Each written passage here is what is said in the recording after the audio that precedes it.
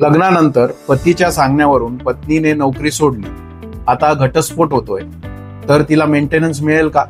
उत्तर इतकं सोपं नाही. अनेक महिलांना लग्नानंतर घर आणि मुलांसाठी करिअर सोडावं लागतं. काही वर्षांनी नात्यात वाद होतात आणि घटस्फोटाची वेळ येते. तेव्हा पहिला प्रश्न असतो, मी आता कमवत नाही तर मला मेंटेनन्स मिळेल का? कायदा फक्त एवढंच पाहत नाही की पत्नी सध्या नोकरी करत आहे की नाही. कोर्ट तिचं शिक्षण, पूर्वीचं उत्पन्न, सध्याची आर्थिक परिस्थिती, लग्नाचा कालावधी, मुलांची जबाबदारी आणि नवऱ्याची आर्थिक क्षमता असा अनेक गोष्टींचा विचार करतं.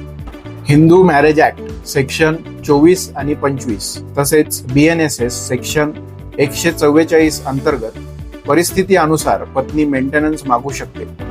म्हणून तू आधी नोकरी करत होतीस म्हणून तुला आता काही मिळणार नाही, हे विधान कायद्याच्या दृष्टीने नेहमीच खरं असेल असं नाही. तुमच्या मते लग्नानंतर करिअर सोडणाऱ्या पत्नीला कायदेशीर संरक्षण असायला हवं का?